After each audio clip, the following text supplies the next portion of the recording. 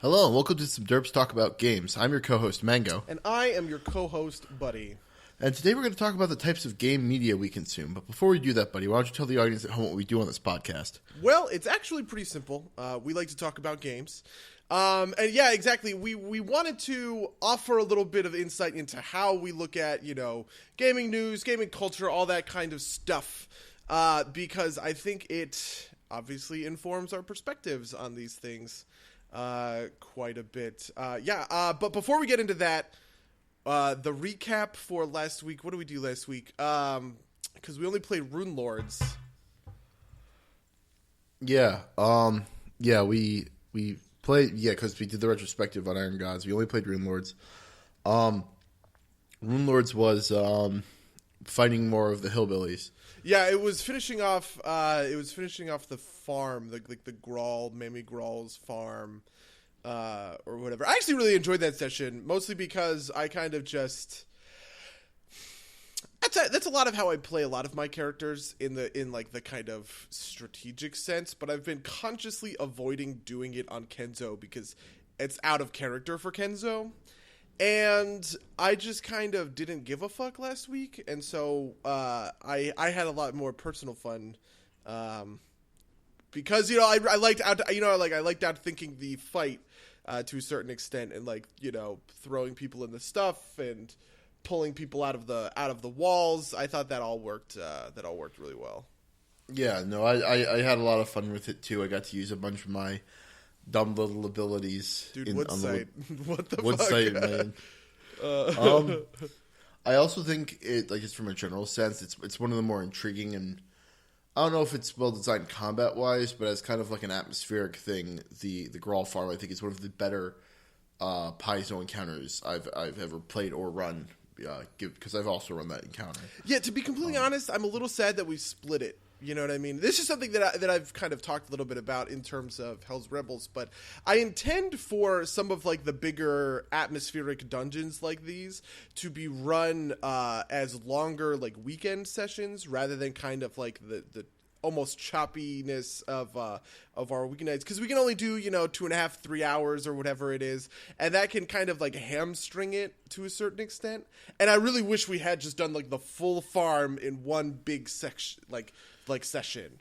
I think I think there's a pretty natural. So I don't think that splitting up the barn was good between the Grawl, the ogre fight and the spider fight. But I think that the barn and the farmhouse actually split against each other fairly reasonably. I think you can do each of those in their own session and not have it be too split. Yeah, maybe I'm just thinking a little bit too hard about it or overthinking it. But yeah, I was intrigued. Obviously, I like these Black Harrows hints where I get to do my juicy RP. And apparently my juicy RP is also coming down the pike, so I'm excited for how that goes. I'm kind of surprised. I figured that we were gonna get that to this point, right? Where we figure out your backstory, the amnesia parts of it or whatever.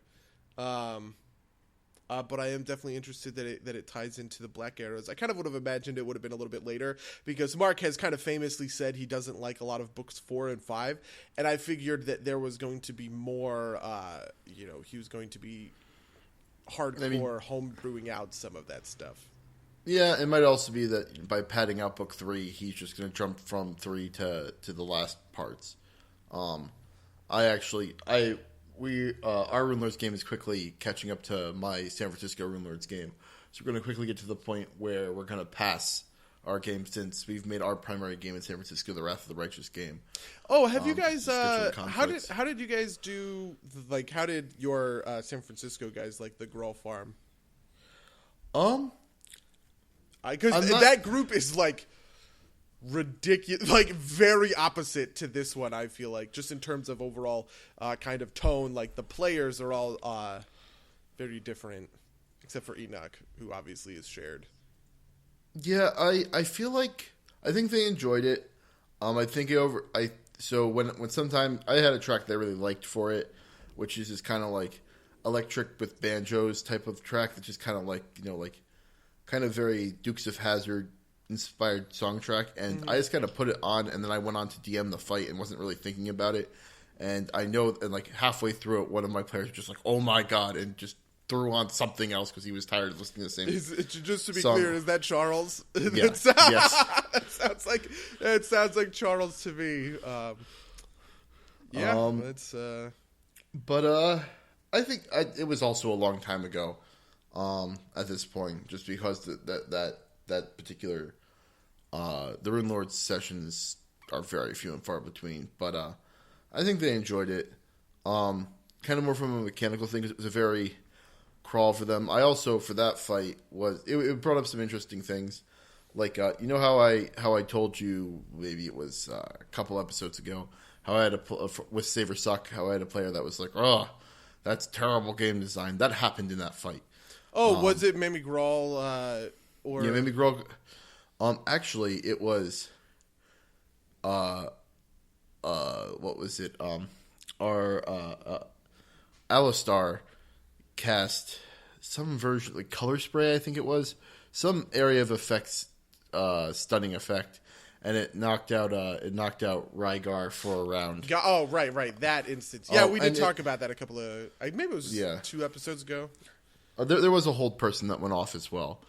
Oof, my favorite. And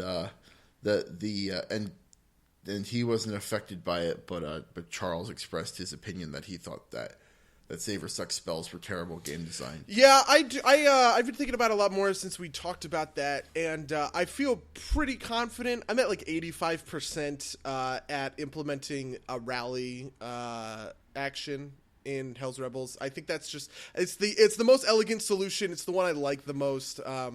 Yeah. Also, like it's kind of funny because hold person gives you a save every round, but like something like nauseous does not. And I find that nauseated is actually the most frustrating condition because all you can do is take a move action. Oh, really? That's funny. So like staggered at least gives you the option of like a standard which you can turn to a move. Right.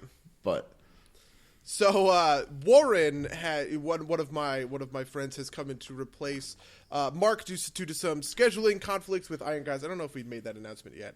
And so he and I were kind of talking about his Hell's Rebels, not Iron Gods. Sorry, yes, for Hell's Rebels. You keep doing that. I keep doing that. So he wanted to, and so he was looking at a lot of stuff to play, and over the week he and I had been talking back and forth about what he wanted to play, and he eventually settled on half orc. But he was like, can you tell me all about like the half orcs of the region? And I was like, well, I haven't thought about that at all.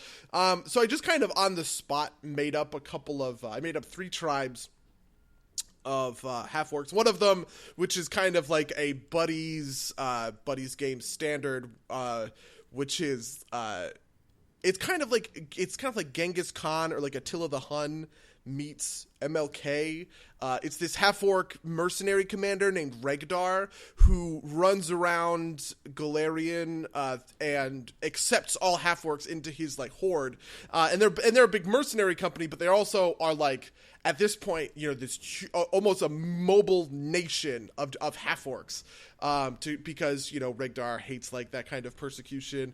Then I kind of made up some stuff for the Shoanti half-orcs because the Shoanti humans come from that region in eastern Varissia where it overlaps right by Belkzen, and I was like, there's gotta be like a billion half-orcs there. So I just kind of made up some stuff for that. But then my favorite of the 3 was a nearby nation to Cheliax, but to specifically the area of Cheliax known as Ravenel, which is the region that Kintargo is in. It also borders Nadal, which is, it's a Chelish ally, neutral evil nation run by vampires. And in the southern half of Nadal, there are these, like, it's just on the map, there's just, like, a couple little bumps, and I was just like, right there, those foothills have a half-orc tribe called the Kolkari that the vampires basically recruit from to make, part of their army or whatever. So I created these Kolkari Black Bloods, and Warren went whole hawk for the Kolkari, but I made a campaign trait for it, and the campaign trait is when his orc ferocity triggers, because the Kolkari have been like fucked with by these like this vampire magic or whatever. To link this back to our 2 minutes ago conversation, everybody in an adjacent square has to make a fortitude save or be nauseated for 1 round. And I was very proud of that. I was very proud of that. That's neat. I like that. I like campaign. Is he going to go Warlord? No, he's not going to Warlord. He's going Blood Rager, actually. Which to be honest, I probably shouldn't have recommended. He wanted to do Sorcerer at first, and then I was like, well, we already have an Arcanist. But here's Blood Rager, which is half Sorcerer, half Barbarian. He was like, oh, this is great. And then I kind of realized after the fact that we have 4 melee martial-y characters. Not your like 3 1/4, maybe your character's quarter of that. My character is like he shoots a crossbow every round and misses. That's probably the best. That's probably the best use of his time. I also think. Every time I think of Jimmy's character as a hunter, I always picture him as ranged, even though I know he's not. He uses a harpoon, or rather a halberd, maybe a pike. I don't remember. He uses a melee weapon. Is the point? Do you know what bloodline he's going to go? I have no clue. I think it's going to be a fire-related bloodline. We talked a little bit about his backstory, which is going to be kind of related to fire magic. But he and I are going to talk about it some more and try and like nail some things down. He has a great name for his character too, Maragrug. Like, just what a great half-orc name. But yeah, if he wants any tips about blood raging, tell him to let me know. We should probably. I really like that class. I really like that class too, actually. On like kind of like rereads, I've done some rereads of those hybridized classes. I talked about this a little bit last week, which like the Scald is not poorly designed. It just like philosophically bothers me. But I think like the Shaman is like garbage design wise. Oh, I would never play Shaman. I don't understand what your problem with the Shaman is. Like, I feel like your opposition to the Shaman is it's not the type of Shaman that you like. It's not your fantasy of the Shaman. It definitely is that, but also I think the actual class itself is just ridiculously muddled mechanically.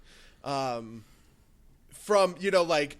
kind of an oracle, but it has all of these witch abilities that aren't even interesting in the same sense. Part of what bothers me is, like blood raging, right? Blood raging is very similar to a barbarian's rage, but it incorporates the bloodline stuff. It is a very real fusion of these two things. But I feel like the hexes and the hexes of the shaman aren't a great. They're just basically 1-to-1 from the witch, you know what I mean? And I don't feel like there's enough oracle in the class. I don't feel like the druid spell list, it's so strangely put together, and it sucks because I think there's kind of like a great fantasy in the shaman that is kind of like a begging to be. Yeah. I don't know, better put together. But I actually like but mechanically, I think the Scald is actually pretty fine, right? Because it does do those things. It like Inspiring Rage or Raging Song or whatever it's called. It's a very real combination of rage mechanics and bardic performance. And I can hit it because I think it should be an archetype. I think it should be an archetype. But I think mechanically it is pretty solid. Yeah, have you heard Drew and my latest scheme? No, actually, I haven't. What scheme is that? Next time we're both in a game together as players, he's going to play a Trumpet Scald, and I'm going to play a War Drum Scald, because those are 2 archetypes. Oh, God. Well, then. Yep. Yeah, we should probably. This is one of those we should put a pin in this. In the same way that we did the occult classes, I would like to come back to the hybrid classes and really go down the list because I like those classes a lot. I think there's a lot of really great stuff to talk about. But anyway, it's not why we're here. Today we're here to talk about games media and stuff like that. I think this is important just to from an overview perspective because there's just so much content out there. You know what I mean? There's so much being written, so much being said. There's a lot of stuff where like gamer culture and gaming culture and all this stuff is treated as ubiquitous. And to a certain extent, I think that's true, right? Like there are some really big overarching questions about DLC, right? And about, like the PC master race versus console like this is the overarching like hardcore gamer stuff that's in the culture. But there's nobody who can kind of consume it all. So I wanted to take this opportunity to kind of explain and talk about the people that I follow, the people that I like, the people that I dislike. I follow plenty of people that I really don't like at all, but I think they have an interesting perspective that is kind of worth getting into. But I guess I'll jump right into it with, I'm sure you and I will have plenty to say. I am obviously a Redditor. And yes. I follow many of the gaming subreddits.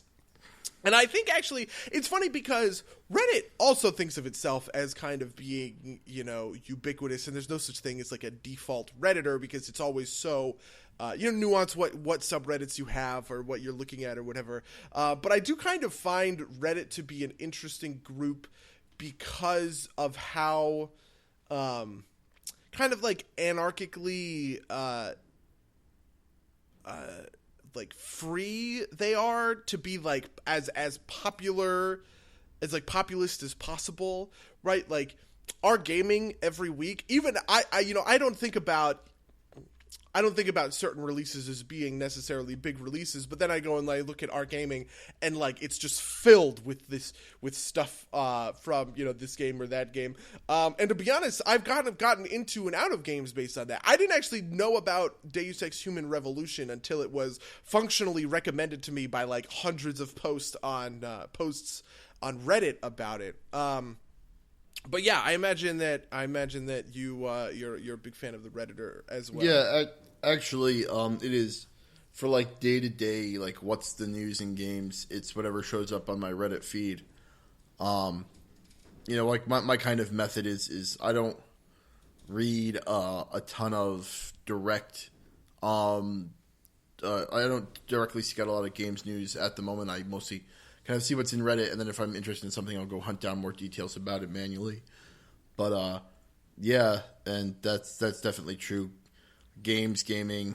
I like True Games a lot, or True Gaming. Oh, I love True Gaming. Me and True Gaming are best buds. But I don't really like it for. I don't like it for news. Obviously, I like it for like discussions of mechanics and whatnot. Like I definitely not unlike the kind of that. stuff that we do on this podcast. I definitely like it because our gaming is the top of our gaming is always going to be weird screenshots from a super popular game like GTA 5. Like I'm looking at the top post right now is a Star Wars Battlefront GIF where somebody does something really cool on Luke Skywalker, right? And I think that's exactly what our gaming is, and that's what our gaming wants to be. But the comments are all going to be just like one-liners, like one joke things, and so it's like it's great to understand what people are talking about, but not necessarily anything more substantial than that, so to speak. I think our games is better for like general news discussion. Like that tends to be a little bit more of kind of pulse on that. Yeah, I follow like a million of these subreddits because I think they all kind of, in a weird way, have their own specific niches. Because there's gamer news, our games, our gaming, gaming for gamers, which I kind of don't understand where this subreddit came from, but they always have random stuff that is kind of against the grain almost. The top of our gaming for gamers right now is a discussion on Life is Strange's ending, a list of great strategy games on the PC, Metal Gear and the Cold War analysis. It's always filled with weird stuff that I just wouldn't see other places. I haven't heard of that one. I'll have to check it out. It's gaming for gamers. Yeah, the number 4. Okay, and not gaming for gamers. Right. This is I love this kind of stuff. This is a 38-minute YouTube video on YouTube video on Metal Gear in the Cold War. I eat this stuff for breakfast. I love watching those kinds of like essays and stuff like that. And reading those kinds of discussions. So is it the type of place where watch for Rolling Rocks .5 presses would belong? That is probably where that would belong. Oh man! I actually kind of want to take a second just to that video. It's like so for I'll put a link in, or I'll have Buddy's going to do the editing this week. Ooh. I'll have him put a link in the description of the episode. But it's a video for those who don't know of a man who is obsessed with beating Super Mario 64 in the least number of A button presses possible. And he has a lot of techniques to do this, and apparently he just kind of puts up the videos with like the number of presses it takes him to get each star, and kind of just demonstrates it. And so for this one video, he decides to sit down and explain all the things he does, and it's like a minute and a half of content, or a minute and a half of like him actually getting the star, and like 20 minutes of him just explaining how like parallel universes work. Which if you heard me right, listeners, parallel universes in Super Mario 64. Which if you're a computer scientist actually has some interesting explanation there, but it's funny because first of all, speed running and stuff, like I understand it, but I don't care. Yeah, I get speed running. I definitely do. I don't care. That's one of the few things, I like, or not one of the few things, probably one of the many things. But it's one of the things that I just consciously am like, you know what? I just don't want to get into this. I don't care. But this is like, if this is like speed running on like crack. It was insane. That whole video was just absolutely insane. Yeah, no, like that's the part of the thing too, right? Like I understand speedrunning, right? Like you, I'm not the biggest fan of it. I don't particularly care about it, but I get the kind of draw of beating a game in the least amount of time possible. And even though I'm not big into it, I'll do something like I watched a video of someone beating New Vegas in like 20 minutes or something like that. Yeah, dude, I saw that video. That was nuts. Yeah, and so, you can appreciate that from a certain extent. But my ability to appreciate beating Super Mario Brothers in like 8 A-button presses where you have to do like multiple days of like stretching the engine to its limits, that's just something that goes a little bit beyond my ability to appreciate outside of like this kind of ironic appreciation of this particular video. Yeah, I wholeheartedly feel that. I'd also like to point out that any of you Henrys listening aren't welcome. You can go right home.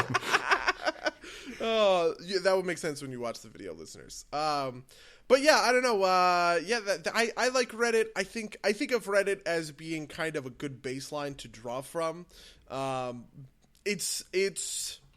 It's really tough because everything is, obviously there are like Redditors with names and everything, but everything is actually functionally anonymous in kind of discussions on Reddit. So there's not a lot of personality in the same way that there are. There's obviously personality in a named person's named review of a named game kind of thing.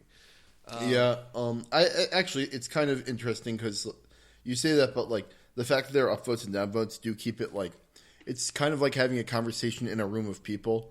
Whereas something like, say, /V on 4chan, people don't have to worry about their posts being downvoted into oblivion. That's definitely so they just true, kind of say exactly whatever they're thinking, and can be inflammatory if you want. Whereas Reddit, because of the downvotes, keeps people at least fairly civil, which is valuable for that type of conversation. And it does a really good job of approximating this kind of idea that I'm getting at, where the popular ideas will be upvoted. You know what I mean? Sure. Like, this is especially true on like the huge subreddits to a certain extent.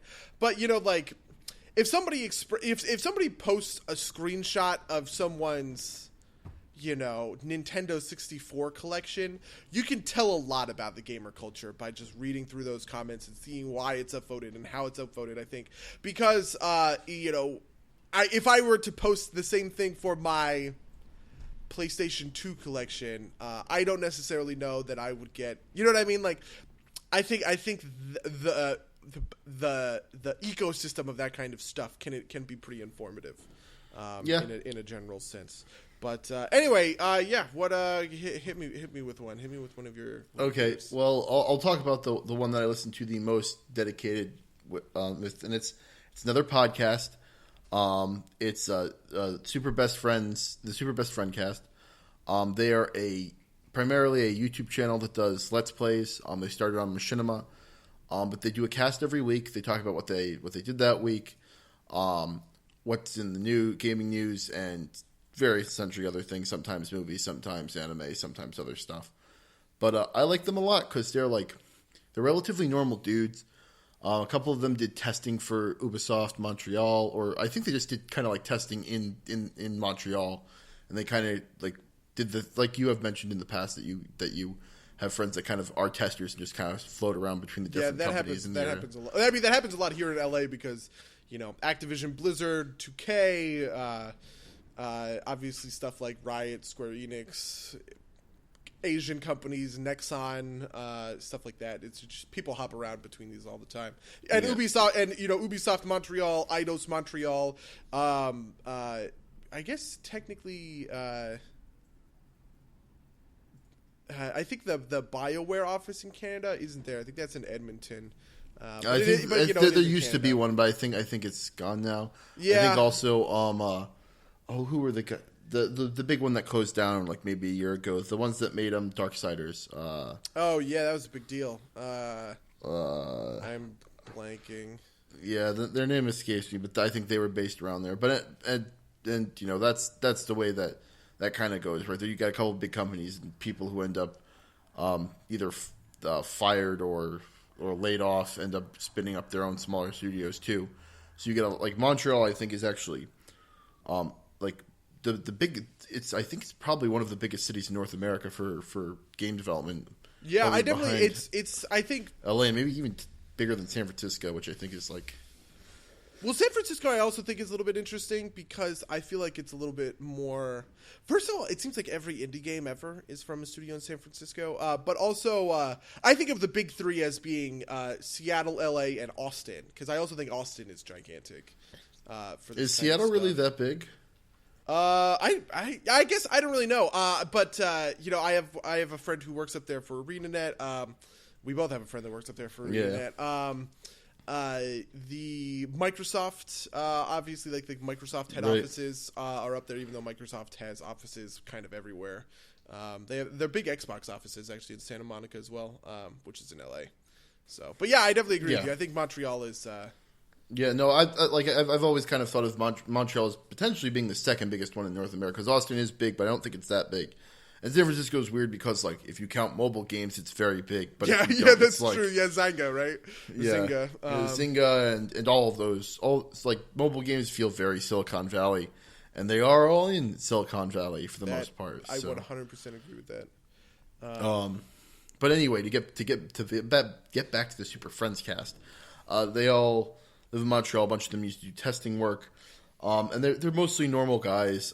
They tend to like character action and fighting games a lot more than other genres. They're not super big into FPS, so it's interesting to see their takes on things from that kind of perspective.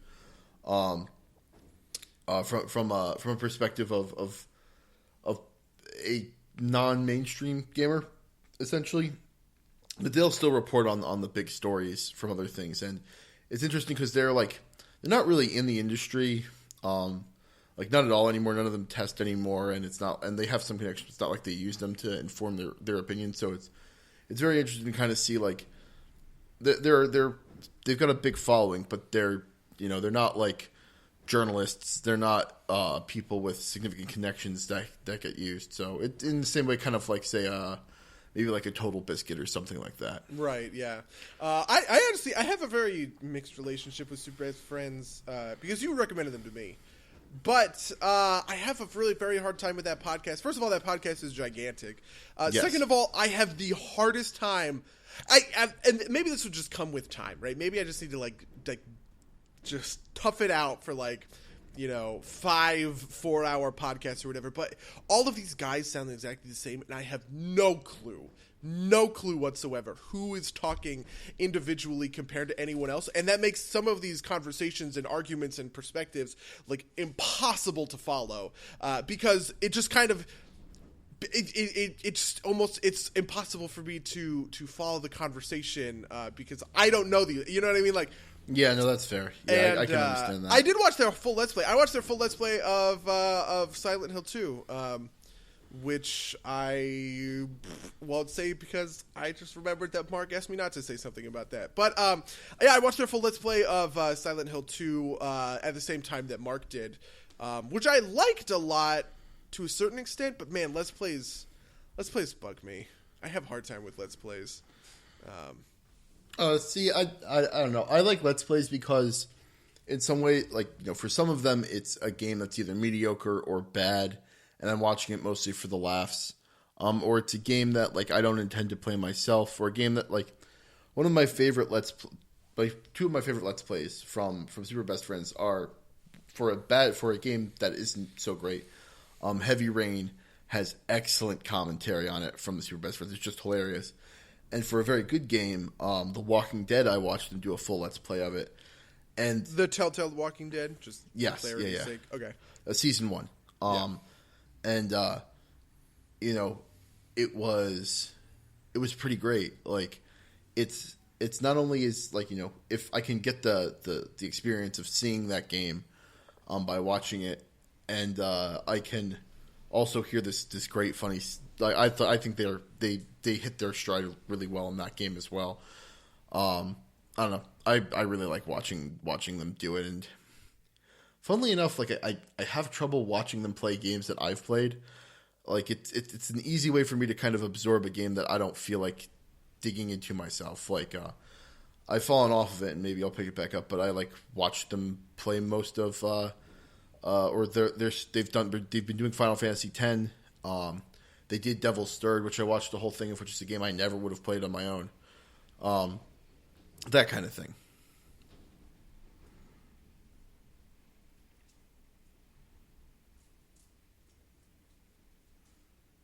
Well, I guess I've stunned Buddy into silence. I'm just thinking. Yeah,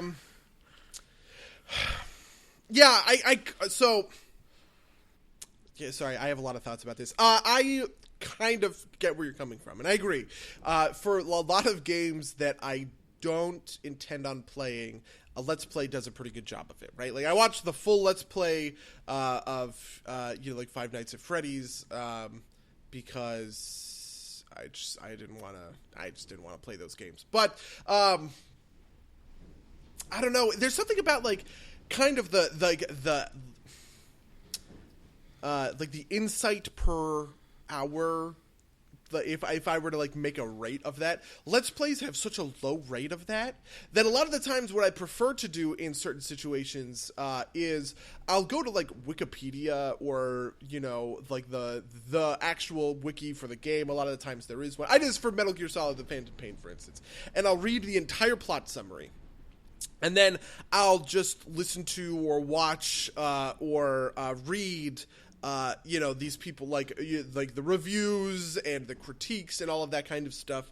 And that's a lot of how I digest these games, rather than a Let's Play, because I feel like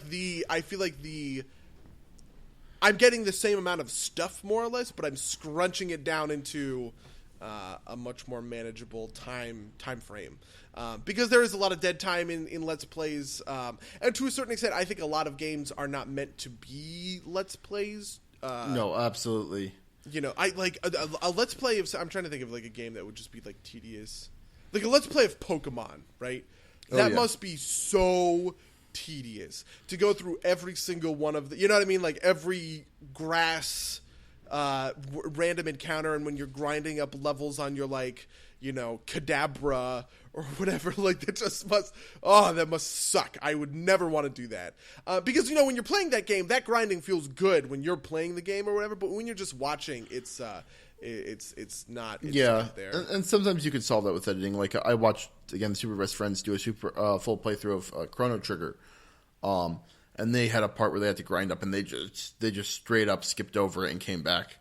Yeah, that's definitely true. I really appreciate that. Part of the reason that I was able to watch those Five Nights at Freddy's videos was because they were edited down to about 30-minute chunks. It wasn't like you could tell. I watched the Markiplier ones, by the way, for people who don't know. Markiplier being I guess he's pretty famous at this point, but he's really known for like flipping out and these reactions are pretty canned, sure, or whatever. But the fact that he edits down like his 7 hours of grinding the hardest night setting into a 30-minute chunk works out, I think, for like that kind of format. Yeah, and I spoke very loudly and echoed in here. I love how, by the way, we're shitting on Let's Plays when we literally host a Let's Play of our D&D game every single week. Yeah, I mean, I think D&D is an easier thing. Like, I think it also lends itself to the type of game, right? Like, for games that I want to hear the whole story of without the kind of Wikipedia executive summary of, Let's Plays are good for that. For something like The Walking Dead, which at the time when I started watching it, I had no intention of ever playing. And so I think it's good for that thing with very story rich when there's always something happening that's interesting. Yeah, those games really make they lend themselves to it, I think. And then on the other hand, games that are very, very bad that I think they'll get a lot of comedy mileage out of, I think are also fun to watch. An example of that would be like Silent Hill Downpour. I feel like there just hasn't been a good Silent Hill game since Silent Hill 2. Every time I hear any Silent Hill game besides Silent Hill 2, people are shitting on it for being terrible. Yeah, I think Silent Hill 3 may have not been that bad, but I can't remember. I have never played any of them. This is all. Yeah, I feel that. The SuperBestFriends are super big fans of that series as well. And Downpour was the game that because Pat is a super big fan and Matt is relatively inexperienced, and so that was a big one for them. But one of the things that you do too is that for their machinima videos, they'll take a game and do like a 10-minute, not so much a let's play, but like executive summary, I guess, of it. And it's just straight comedy for comedy bits for 10 minutes. And I kind of like that. I feel that. Anyway, I guess moving on, another guy who I think, this is a big touchstone for me more than it is a guy I like or I agree with anymore, I guess, but I follow Totalbiscuit pretty regularly. I guess I'm subscribed to him on YouTube and everything. I follow him on Twitter and stuff, even though he just quit Twitter. And I'm a part of his absolutely ghastly subreddit. His subreddit is terrible. It's just filled with idiots. But I'm subscribed to that subreddit, but I don't often visit. I just don't have a thermometer, I guess, for it. Yeah, well, I guess this is partially me seeing a very specific window, because I feel like a lot of the upvoted stuff is pretty shitty. It's just bad. Totalbiscuit himself really doesn't like the subreddit. It's not, one of the things that caused him to quit Twitter in kind of news related is the other day he did a video on Warframe, which is a freemium game, and someone was critiquing his review or whatever about the game because of how the freemium content was kind of talked. And honestly, I thought the criticism was at its core very fair, but the post itself was pretty poor at laying that stuff out. And Totalbiscuit responded to that by just saying, I could give a fuck, right? I'm not, I'm going to talk about Warframe the way I want to talk about Warframe. I'm not going to listen to this. And he got like a gigantic backlash against that, which is just stupid. That's just bad. But yeah, I pay attention to him because I think he's probably the best in the business at the kinds of reviews that I don't like, which are product reviews, right?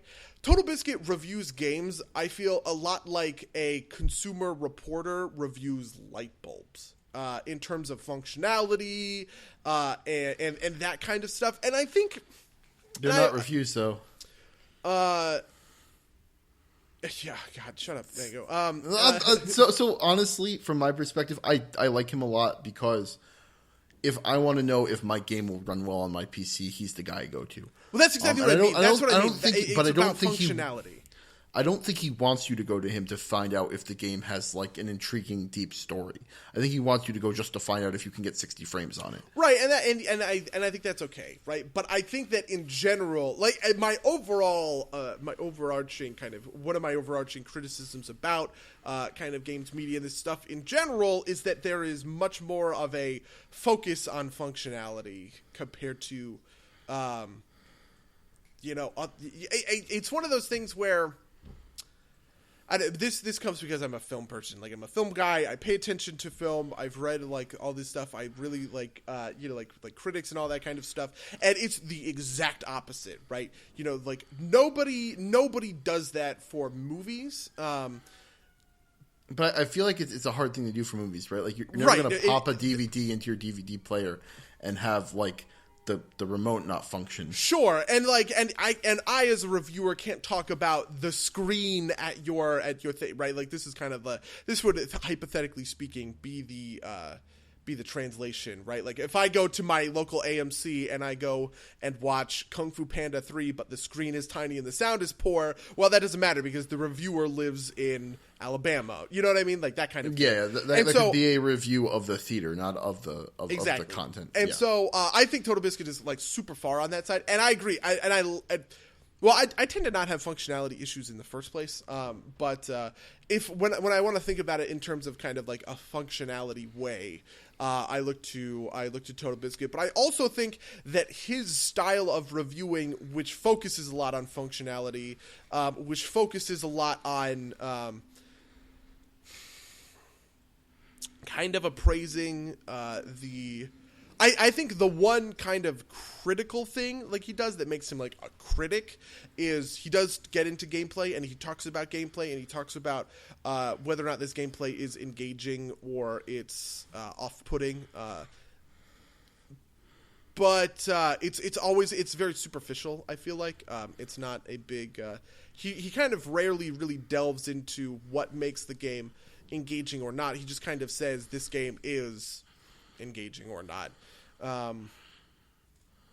But I also think, so that's why I follow Totalbiscuit. I also think he has a great personality just in general. He's the kind of guy that I can totally watch a 45-minute video where it's, whatever game, Civilization Beyond Earth, and I'm with him the entire time because he doesn't like bore me. He can like carry his cast. Yeah, no, I enjoy watching him very much. In some ways because he's got like a strong, what I'm going to call like a strong sense of consumer advocacy, which is exactly what you're. I'm not going to say taking issue with, but pointing out is not the kind of criticism that you enjoy or that you're looking for in most of your things, but that kind I 100% take issue with it. I 100% there's too much of it in the industry, or not in the industry, but in the culture. I'm going to disagree with that, right? Like it's part of in the same way that like, maybe it's separated in a different medium, but you need to know if your television's good or not. I think that's an integral part of how games they're an integral part of what games are. If you have the best game ever, but it won't run on your machine because they compiled it wrong or something, you need to know that. While I agree with that, I think it's there's not much more to it than that. I think that is something that is, like at best I can spend 5 minutes figuring out whether or not Assassin's Creed Unity is a buggy piece of shit or not, and it is. You know what I mean? Like, so I kind of you don't think that like something systematic systematic low frame rates would ruin your enjoyment of that game? I don't really have a big problem with frame rates in general. 30 FPS doesn't bug me as much, so maybe that's kind of a personal thing. But I see what you're getting at. To a certain extent, sure, right? But I don't think it's I don't buy or I feel like I never buy or not buy games because of the frame rate, right? Or sorry, I do not buy games because of frame rate. But I never like buy a game because it runs really well. You know what I mean? And yeah, so no, like I feel that. To a certain extent, I think it's valuable, right? Because it is there to ward me off of the Assassin's Creed Unities of the world. But it never advocates for me to purchase this. And I think that's a big, that's something that's lacking. I also think I think the depth on the other side of that, on like the advocacy side of that, is I do want to see people talk about systems, right? And I want to see them talk about, is this system robust and why, and how can I sink my teeth into it? So I really do look for I look for that kind of thing. The other thing I like about Totalbiscuit is every once in a while he puts out those videos that like, I will now talk about this topical issue for like 27 minutes, which are a great way to get kind of a basis in whatever that topical issue is at the moment. Some other people do similar things where they'll kind of say like, hey, this is an issue that I want to dissect, but he does it kind of the most often out of anyone, I think. And I don't agree with him all that much. He probably has like a 50-50 success rate in getting me to advocate for his side of or his perspective of the issues, but I appreciate that he does those videos because I like them a lot. Yeah, no, I definitely agree. I enjoy those videos. Anyway, yeah, who else do you have on your docket? Who else do you pay attention to? I'm going to do a two for here because they're relatively small. They are Play for Real Gaming and Esports Express. Oh God, Esports Express. Play for Real Gaming is in the same vein as Esports Express. If you are unfamiliar, they are both satirical sites. And I enjoy them not only because they're entertaining, but because like they're based enough in truth or based enough in a real event. They can kind of go look at the real event that's happening and laugh about it. I think they're like, especially esports, Play for Real Gaming hasn't been around hasn't been updating as much recently. But just the flavor is so good and it's so biting that like, I don't know, it's very entertaining. And like I said, it's based enough in fact that I can learn some stuff about, say, the esports world or the gaming world that I might have missed otherwise. Like $599 US type of deal. I mean, I'm sure I would have come across that anyway, but that kind of thing. And I enjoy it when a news source manages to entertain me while I'm reading about it because it keeps me much more engaged. I very rarely, I do pay attention to those places, but I very rarely think of them as like, they're jokes, at the end of the day, and they're topical jokes. But like, I'm just much more concerned with people who actually, sink their teeth into these things. So yeah, I definitely appreciate the entertainment value of it, but obviously I wouldn't say that Esports Express or Play for Real Gaming is, a place I look for news. I think you're kind of discounting like the effect of satire, right? Like the detail of the satire is deep enough that the teeth kind of do get sunk into it, albeit it's kind of obscured through the lens of satire. But I do think they do poke into like the core results of issues or like the core causes of issues. Not always, I'll give you that, but I do think that they're slightly better than just jokes. Fair enough, I guess. Yeah, I don't know. I don't know what I guess we can throw it back to you. Fair enough. The next guy I like, who's kind of like, he's a lot like Totalbiscuit to a certain extent. They both have very similar sensibilities, but he delves into my stuff better. But I like Eric Kane a lot from Forbes. I like him.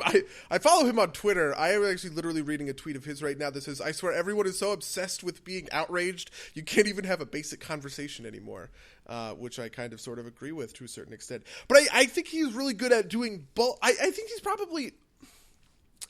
this is actually I kind of only just discovered this in thinking about it just now, but he's probably the reviewer that I agree with the most in a lot of scenarios, where I can read his review of something and feel like I know I'm getting my kind of game from it. And that's important, you know what I mean? Like, his sensibilities also line up with mine. And he also does have a really great knack for delving into problem areas from like a design perspective or a story perspective and explaining why those things don't quite work, which I really appreciate for somebody who puts out, reviews kind of before I, when I buy Fallout 4, he's the guy that's going to give me a review that talks a little bit about how, the RPG side of things kind of got slashed in favor of the combat side of things. I thought Paul Tassi did Forbes Fallout 4 review. You might be right. Whatever the case may be, I'm just using an example of his Dragon Age Inquisition. I think he would do, yeah. Eric Kane did Dragon Age Inquisition last year, and he lines up basically 100% where I put it, which is it's a great game. It's got great characters, great story. The mechanics are super, super awesome and everything like that. The big stumbling point of that game is getting lost in the open worldness of it. And tracking down the shards and stuff, and those mini games are fun and everything like that. But it's very easy to tire yourself out by doing that kind of menial bullshit and never getting around to actually finishing the game itself. And that is like spot for that review. Before I hadn't even downloaded the game. That review hit every single point of my own assertion of that game, which by the way I like a lot. Just saying, it has some problems. Has some of those issues in there. I bet you it's going to be the same thing for Andromeda. I think Andromeda will likely be better. They're actually very. I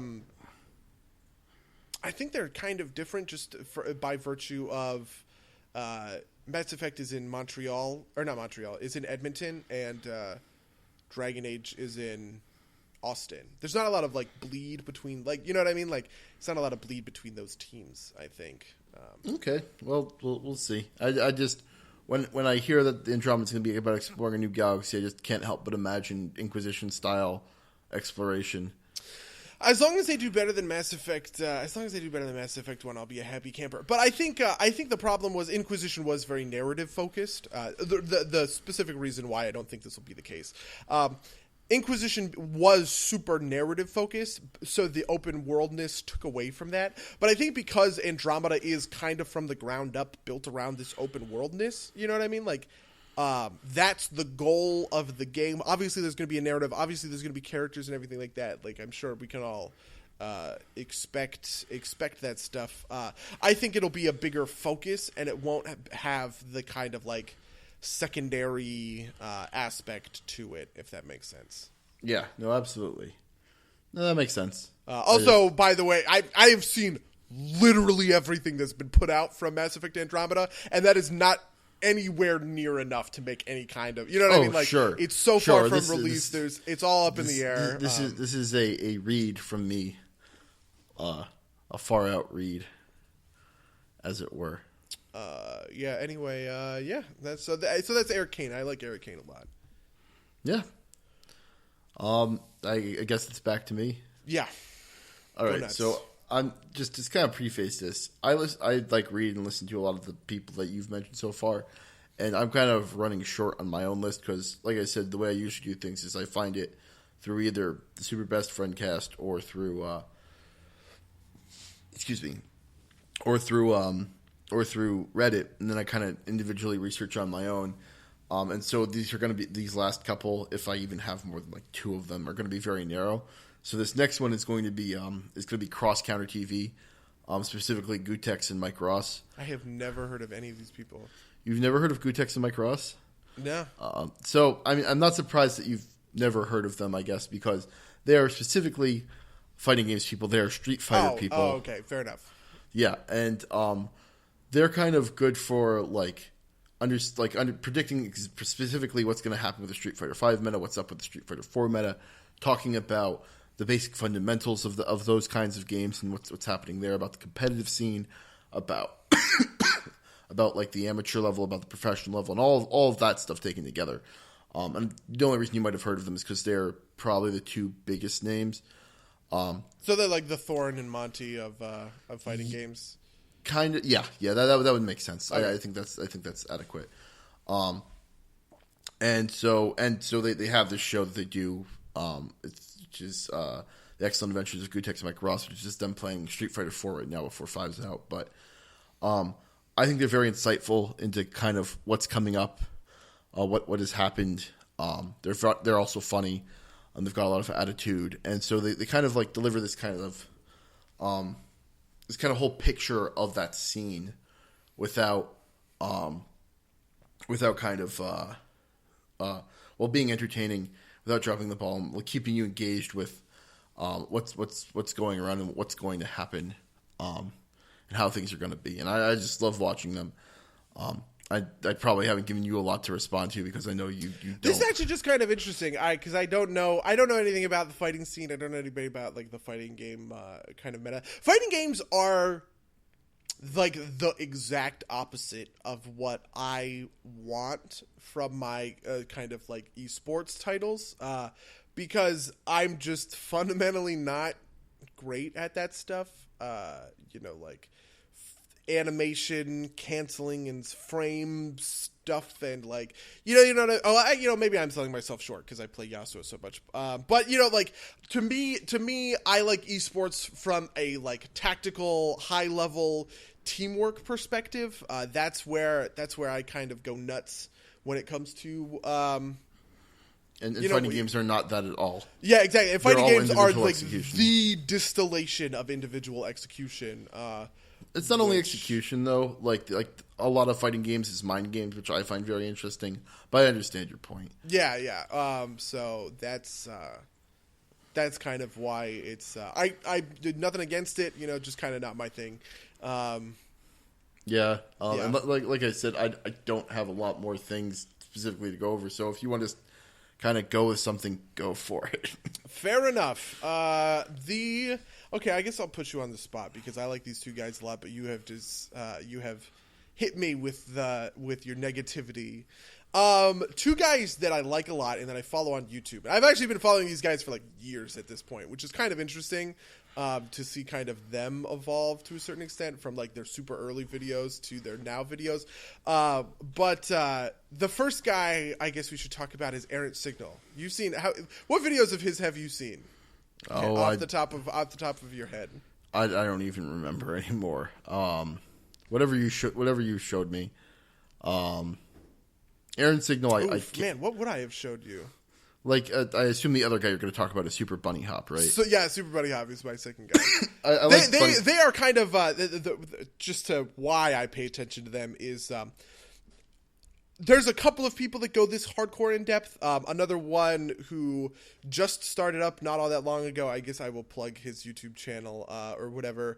Is God, I'm blanking on his name off the top of my head now that I have said that I'm going to plug his channel.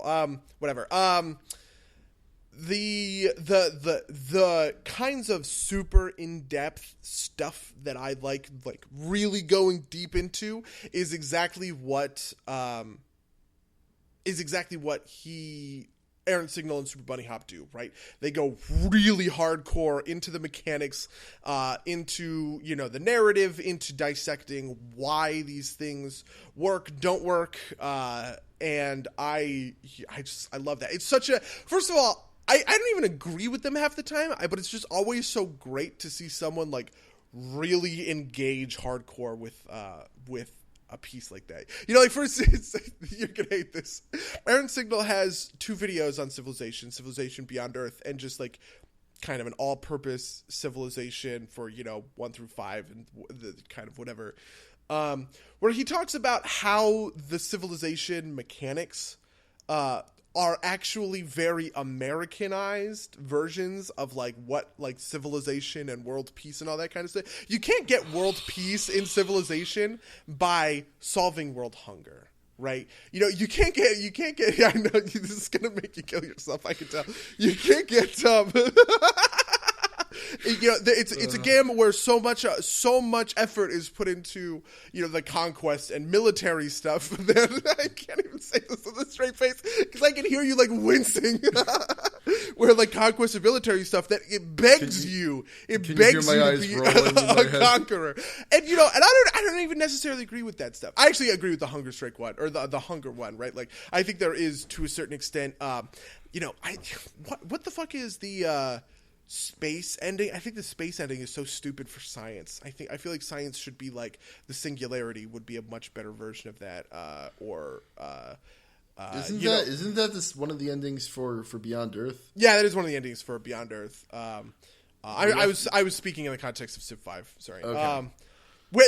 Civ 5 it was always so weird to me that a quote unquote science victory was just getting to Andromeda, getting to another. You know what I mean? Like, I think it's Alpha Centauri, but yeah. Or Alpha Centauri, sorry. It was always just like, why is that the science ending? That's the pinnacle of science is space exploration? Come on. I mean, I think it's... So this is kind of why I kind of dislike this analysis, is that at the end of the day, that's just like a convenient way to express like a civilization that has done very well with science. Like you could have made that ending cutscene like world hunger ends, and you could have been building parts for like the food maker instead of for the spaceship, but it's just kind of like the abstraction that they chose. And I think like that's the kind of thing that smacks to me of reading way too hard into it, and the kind of reason why this is also a thing. I'm not convinced there is such thing as reading too hard into something. I think there's such thing as misreading something, right? Basically, his point though is right? That abstraction is, that abstraction was a choice that they made, right? And that choice bears its criticism, right? Where the thing that they chose to represent a science victory might not necessarily be the most appropriate choice, which I think is a fair criticism. I mean, I don't know. I think that like at the like. Civilization in particular is a game that like really comes down to its mechanics, and at that point it's just like a picture that represents the mechanics you're generating. Like, do you want to talk like it's also fairly unrealistic that they represent science in like discrete units that you can spend on technology, and that's also true. And he also criticizes that, and so that's what I love about that's what I love about him is that and because I believe this, right? Every mechanic has mechanics are metaphors, right? And mechanics have meaning, and certain mechanics are great. I don't think mechanics are necessarily metaphors. I think they're just easy abstractions. Like are health points like a metaphor for the human spirit and the willingness to fight? Well, the way that an HP system works totally could be that, right? For instance, this is a bad one, right? But Duke Nukem doesn't have an HP bar; he has an ego bar, and this is the stupidest thing I know. He has an ego bar. That's his health is represented by his ego, which creates the funny because it's a pop and shot, like a stop and pop shooter, like Call of Duty. When he takes a couple of bullets, he has to hide behind a corner so he can feel better about himself, so that he can fight again. But I think that bears that's worth the criticism. I mean, or like Assassin's Creed is like your synchronization with the simulation that you're inside of, which is an interesting kind of explanation for it. But I don't think that it has to be something, right? Like, sure, it's neat and it's maybe even better from a narrative standpoint if you can justify the HP health system somehow. But if they don't, that doesn't necessarily mean that it means anything that when they don't, like. In Pathfinder is the fact that HP is an abstraction, like a flaw, or is it just a convenient way to make the mechanics work? I think that all that stuff, I just don't agree with that. I think that stuff like bears criticism to a certain extent. And Pathfinder, HP is, I would say, a literalization of this. You know, as you gain experience points and get better and better and better and stronger and stronger and stronger, you getting more HP is a literalization of your ability to be more comfortable and fight these fights without going down in one shot. You know what I mean? Like, that's what HP is from a metaphorical standpoint. I'll stand by that in a million years. That 100% behind that. That's definitely not true, though. Buddy, why not? Like in real life, if you get, like, when you get hit, it's supposed to be you're getting hit with the weapon. No, but, but we're not talking about real life. We're talking about the metaphor that it is. What you metaphor? are the metaphor in Pathfinder is you're becoming a hero, right? Like, you are becoming better and better and stronger, and as you get more and more hit points and you can tank more and more shots, it's a literal system built around your ability to stay in this fight, to stay in this life, right? You don't go down when the purple worm bites you once. But it's an abstraction because that's what makes sense. Like, you can't. It is that as well. It's both of these things at the same time. It's not just a metaphor because when you get hit, I'm not saying just a metaphor. I'm saying also a metaphor. But it's supposed to be. It's like quite literally by the mechanics. When you get hit with an axe, it's an axe lodging itself in you, and at that point, you can take a lot less hits than your HP would, indicate, and. No amount of like claiming it's a metaphor will stop a sword that's gone through your heart from killing you. Technically speaking, hit points are because hit points are two things. They are your ability to turn lethal blows into grazing blows, right? That's you're like, I don't even think that's true. I 100%. It's not 100%. For the Pathfinder system. It's 100% in there. I can't remember where. I think I might be quoting 3.5 to be completely honest. But that's exactly what that's what hit points are an abstraction for. It's not an axe lodging itself in you. It's an axe is coming to lodge itself in you, and it just gives you a slice, in your shoulder instead of like severing your arm off. I think that's the justification for the wound system in like Warhammer Fantasy Roleplay. It is also the justification for the vitality system in Star Wars, but it's the same thing. Star Wars is a D20 game based, by wizards at the same time they were making, D&D 3.5. It's just a more complicated version of hit points.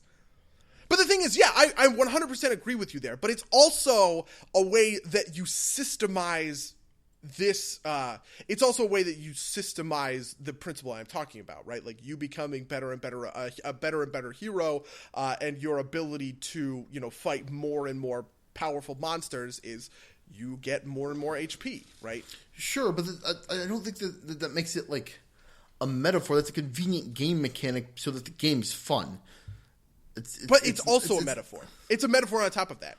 I don't think it is. I think that's reading way too into it. See, that's what I think. I don't think there's such thing as you talking out of your ass. But the thing is, the principle I'm describing is that principle wrong? What the logic that I'm describing. Lay it out for me again, so I can. So here's the thing, right? Pathfinder is a game, right? Thematically, in general, that is encouraging you to become a hero, right? Become better and better, so that a level 20 fighter can go toe to toe with Linorm, right? And a level 1 fighter, cannot, or whatever.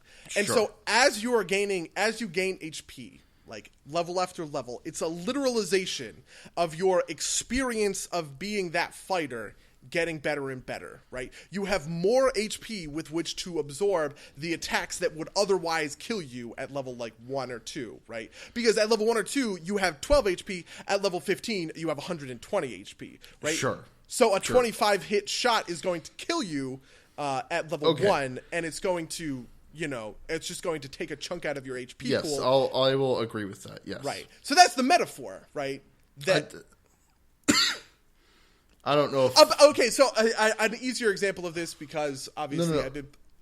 I don't think... So, my issue with you calling it a metaphor is to, ascribe some, greater meaning to it.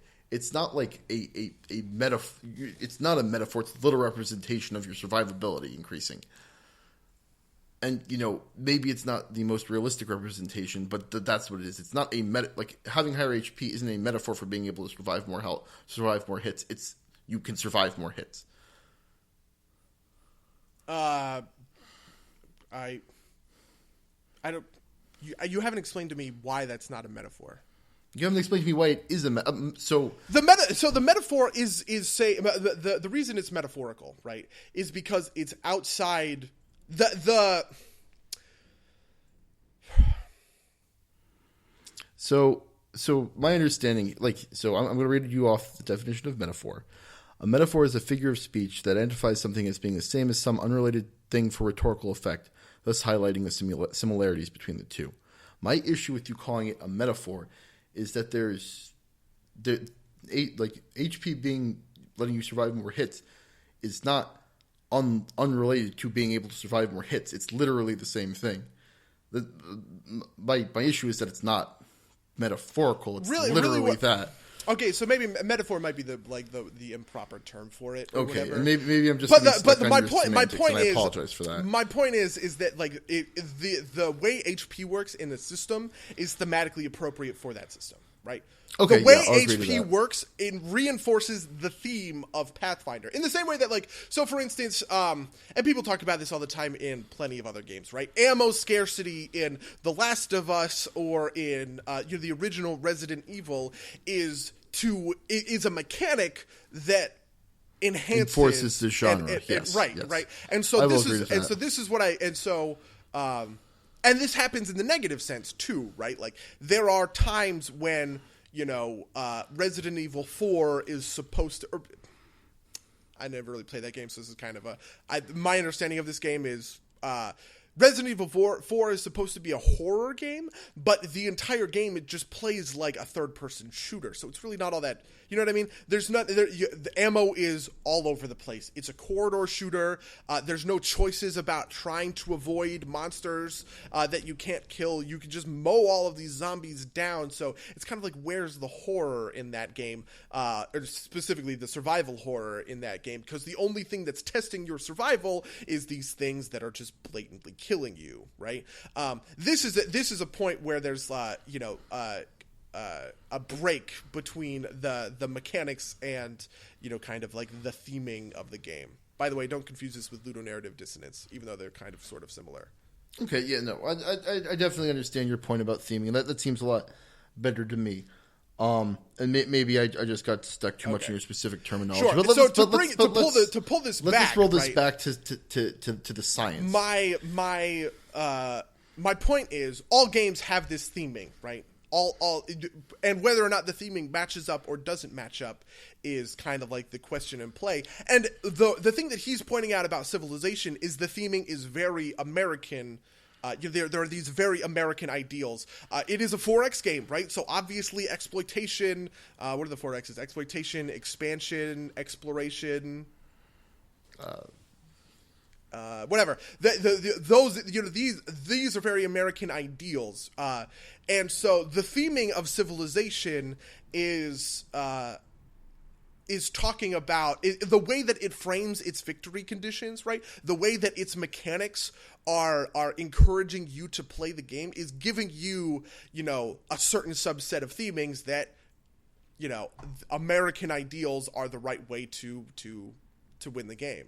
That's not necessarily a bad thing, right? He's not necessarily criticizing it. He's just pointing it out. The criticism of it's not really a criticism. It's just pointing out the fact that you can't beat the game by, making an incredibly arduous wonder that solves world hunger, right? You can't beat the game by, finding the singularity. You can't beat the game by, I'm trying to think of other ways that you could hypothetically beat a Civilization game. Yeah, you can't beat the game by building the nuke that obliterates the entire world at once. You can't beat the game by right, and so the choices of the things that are included and the things that are disincluded are create this theming one way or the other, right? And that's and I never thought about Civilization in those kinds of terms before. See, I'm still going to say that that's overthinking it because I think that's looking at it kind of backwards, and I think that's kind of saying look at this.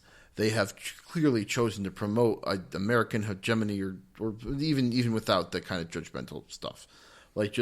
They're like when it's probably when I think something more accurate to the truth is we need 5 win conditions that kind of span a different set of ideas. We need one for science. Well, what do we want to do for that? A spaceship sounds cool. Yeah, let's do that. Like that type of thing. So I think that's getting a little hung up on the intent of like the author, which is kind of unrelated. That stuff doesn't really matter as far as I'm concerned, and as far as he's concerned. These aren't criticisms necessarily of 2K or Firaxis for focusing one way or the other. It's just pointing out that because Firaxis and 2K focused the way that they did, they created a game that is about ruling the world from ruling the world using Western. I'm using American specifically because I think there's the expansion, like the expansionism half of this is a very American ideal. I don't necessarily think of that as like a Western ideal necessarily. Because the age of colonialism never happened. Sure, but so another great parallel for this would be Europa Universalis, which does the exact same thing, right? Europa Universalis is literally about. Yes, but that's what it's supposed to be about, right? Like that's. There's no like apology or there's no like pretension to genericism there. Like Civilization is supposed to be a game that's relatively generic. Europa Universalis is not. It's supposed to be a game about European powers colonizing the world. So I think, European powers to the height of colonialism. The thing is, where do you draw that? Civilization is just generic. I mean, I think that's the intent, right? It's grown from like. So that's the thing. The intent zero. doesn't. That's the thing. The intent doesn't matter from this kind of perspective, right? This is kind of like to get like hardcore media theory about. This is death of the author stuff, right? Where the only thing that matters is the text on the page, the pixels on the screen, right? So because I wish we had a camera for these things. That way, I could look into the camera and just give it like the. What the fuck look that I'm giving to like my thermostat right now. You really that perspective doesn't make sense to you? It's a what the fuck thing? Maybe not what the fuck. It's just like I don't know. It just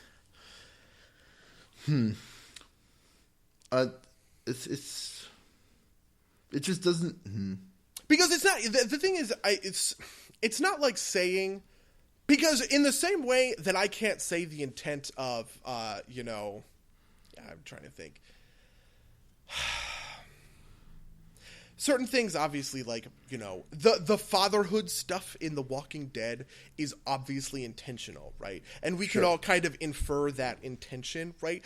But just saying that this stuff is in Civilization isn't saying that Firaxis didn't. You know what I mean? It's not really saying anything negative about Firaxis. It's not really talking about Firaxis at all. It's just talking about this is the worldview that the mechanics are purporting, right? This is the worldview that the mechanics are reinforcing on like a low level or on a high level. And whether or not Firaxis intended that kind of doesn't matter. It's just what's there. You know what I mean? Yeah. See, I maybe I just fundamentally disagree with this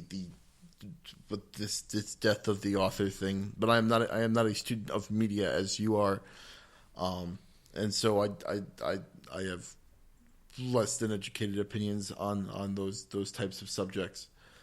It just seems to me that there's something fundamentally wrong with assigning a value to something that's.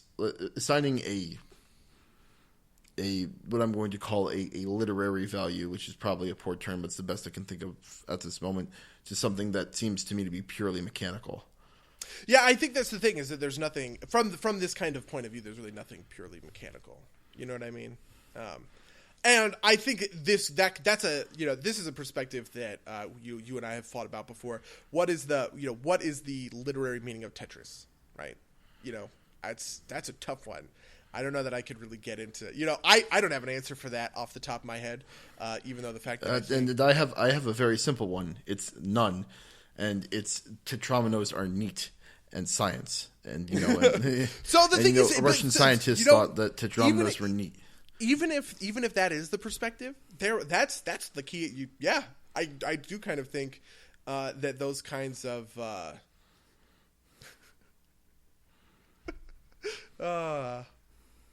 I think that counts to a certain extent. That is no, buddy. I don't want it to count. I want to be grumpy. That is first of all abstract, right? Which is what a lot of these things are. And you and I have thought about this before, and we should have talked about this. This would have been like the perfect topic for our what are games episode. But I think every game has a protagonist and a narrative. A narrative is kind of the wrong word. A story. Even games like Tetris, because games necessitate players, and when there is no Master Chief, and even when there is a Master Chief, you sub in the player as the protagonist of that game, and you can actually see that basically every game ever has the same kind of story arc as every other story ever, which is... I don't think I agree with that. I know you don't agree with that. You know what's funny about this? I remember we had this conversation like 2 years ago, and then I said something. We were talking about it. You were really mad about it. Or not mad about it, but like you were arguing me hard on it. And then you said, like, this isn't a movie. There's not always a story. And I was like, oh, no. There's not a protagonist in every movie. Are you kidding? Right? Like, some movies are just, and whatever. You're like, I'm out. I can't do this.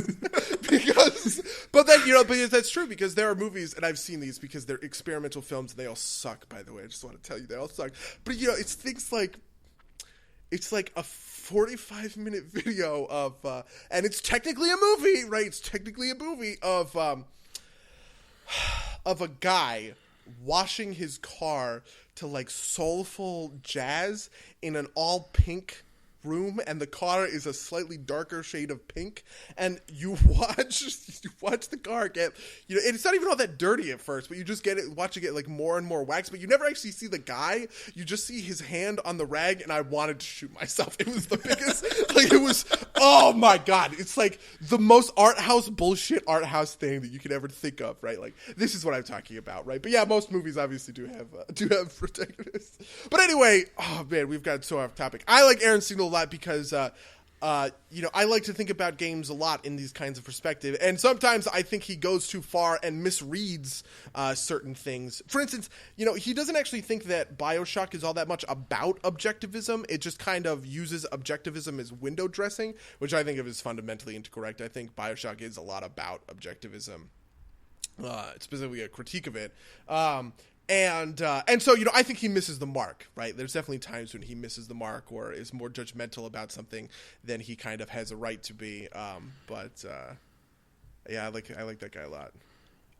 Yeah. Yeah. Just to kind of close it out, I think I figured out like the fundamental difference here is like you say like I think he misreads this thing, and I think the difference between you and me is that like sometimes like I'm sure there are times when he would like something like that where I could disagree with him or agree with him, and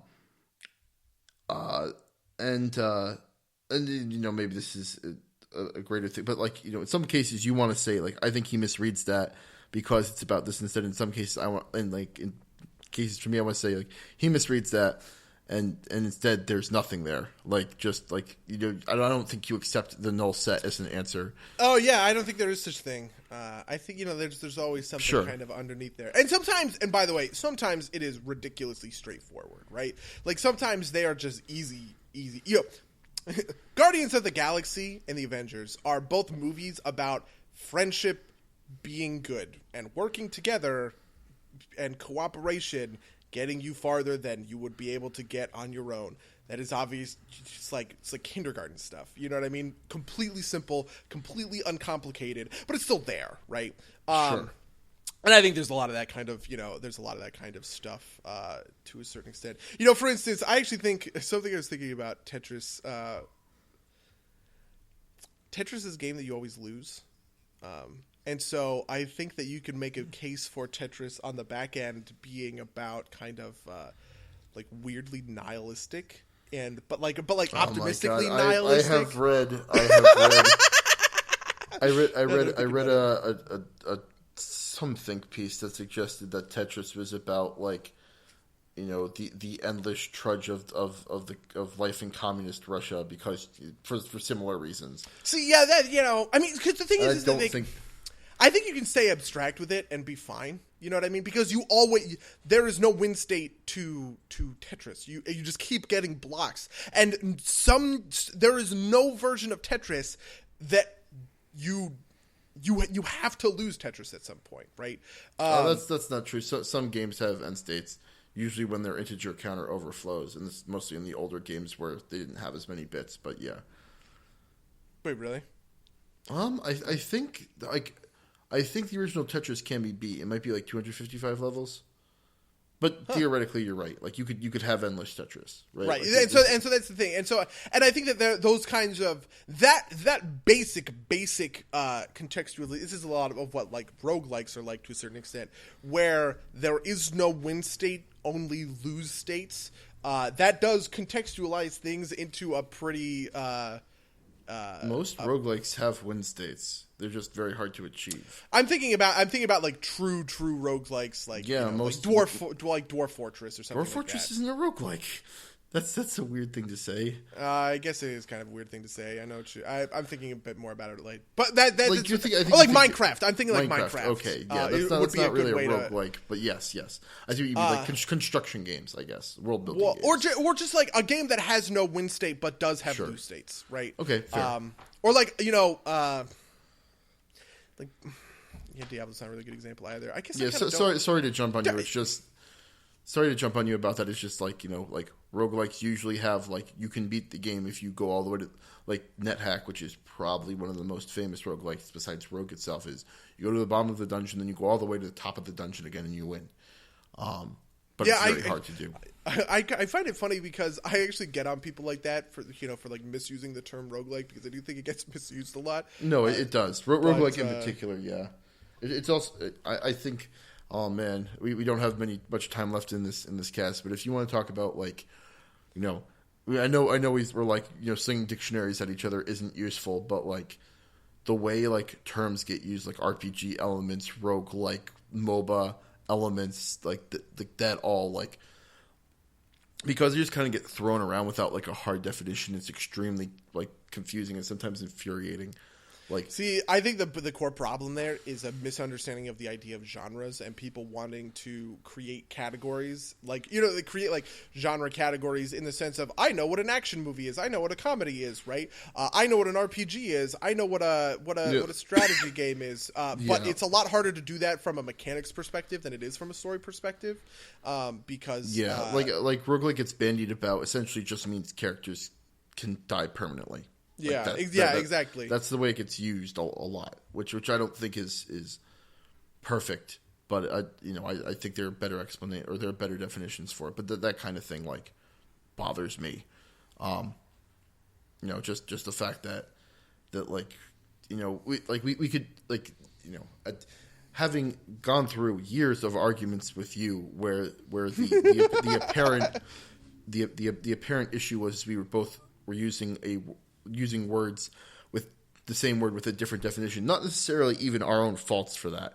Like, tell me, am I allowed to feel cheated by the first boss in Undertale? Okay, I don't know. do you want to?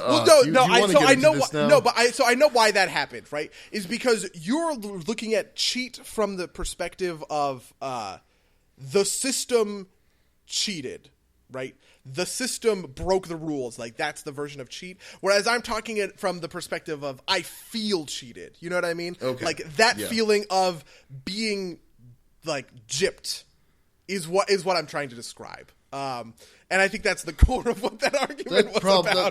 That sounds about right. But I don't think we've got time to get it.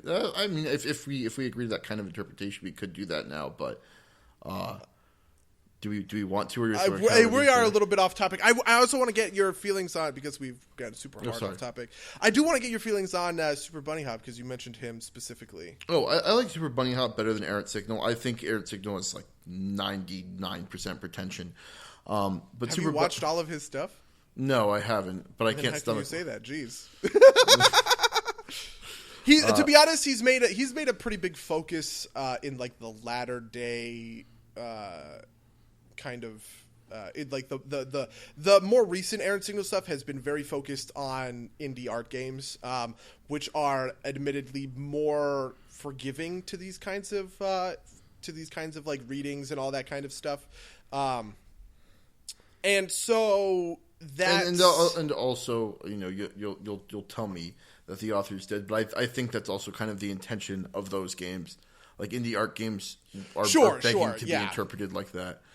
And so I think that is, that's a more natural place for him. Though he did do a great video on Destiny that I really, really enjoyed.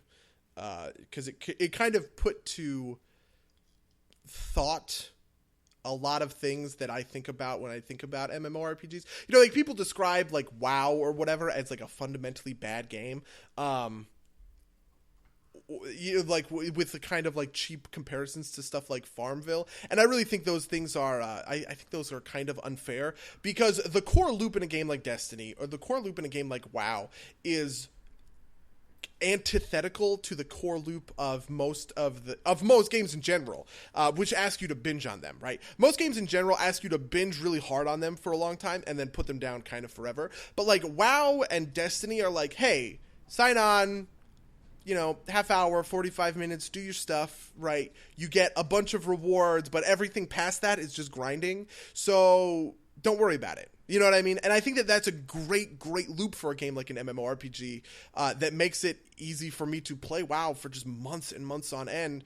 I couldn't do that with other games because I think it's just kind of designed from the ground up from that perspective. And so that is, you know, like stuff like that, like those insights I think are super key for him. But anyway, let's talk about Super Bunny Hop. Yeah, no, that might be fair. And for Errant Signal, just to respond to your last point, that might just be my initial kind of, you know, I've seen a couple of videos and I found them insufferable, so I never looked back. But if you have anything in particular you want to send to me, I won't not watch him. Jeez. I'm trying to think what would be a great video for you and Errant Signal. I'll think about it. as kind of like a last note of the things that we read and don't read. I, rather famously in our friend group, will not read anything published by Kotaku because I don't want to support the Gawker network, which I think is something that we haven't talked about at all, which is like what we won't read. And I think of this pair of people, I'm the only one that won't read something on those types of grounds. Yeah, I will read anything. I actually like Kotaku kind of. I think there's a lot of idiocy that comes out of Kotaku to a certain extent. Like people publish. It's hard because, you know, I think journalists specifically and outlets get bad raps because they publish stupid stuff sometimes. Like, sure. Yeah, like Patricia Hernandez's article about killing women in FPS shooters is akin to rape is dumb. That's stupid, right? You know, but I can agree with that. But also, I can read one of her regular articles about anything else, right? And there's some insight there. And I think, you know, yeah, people publish shitty stuff, but people also publish good stuff. I absolutely agree with that. And my opposition to reading Kotaku is not one based in kind of like disdain for the content. It's in disdain for the network that it's part of, and a refusal to financially support that institution, which is kind of a tertiary issue. I certainly agree with you, but I also just like I like a lot of I like Stephen Totilo a lot, the editor-in-chief of Kotaku. I think he's really smart. He's like really insightful about stuff. What I like about him, you know, he's a big fan of the Assassin's Creed games, and he and I agree a lot in how we look at the Assassin's Creed games, kind of from like you know, a little bit from like this, you know, I like Assassin's Creed Revelations a lot. Assassin's Creed Revelations is a game entirely about fathers and sons, right? And about like that kind of legacy. And he got that, you know, like 100%. He's like one of the only people I read who was doing a review of Assassin's Creed Revelations and understood kind of that underlying thematic stuff. So I really appreciate, you know, I really appreciate that kind of stuff. I also like it for, you know, there's Polygon is a similar place that does similar things. Yeah, I usually don't like, say, Arthur Geese from Polygon, but, you know, that won't because Polygon. I think he's pretty stupid overall. But no, I agree 100%. But because I do not have a vendetta against Polygon, I will read Polygon articles if they are linked to me. A lot of this is also just kind of places I will go if I'm like I will, you know, type in the address bar if I'm looking for stuff.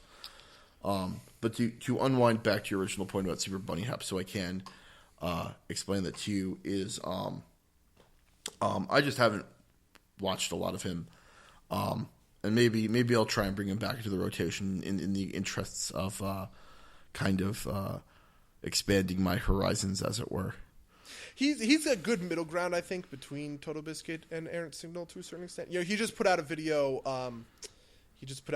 Called "Online Only Avoid Wholly" or whatever, and it's actually great because it starts out as like a huge condemnation of online only multiplayer games or whatever, but is very clearly a satire. Like the first minute or two, and what he's really getting into is how how people get really mad at, Star Wars Battlefront or Rainbow Six Siege for not having a single player mode when those games are fundamentally built to be multiplayer experiences. Yeah. And so why are we asking for a tacked on single player? And by the way, on the opposite end of the spectrum, why are we asking for a tacked on multiplayer on games like Spec Ops: The Line, when, clearly we've spent the last 10 years of gaming proving that those things don't coalesce.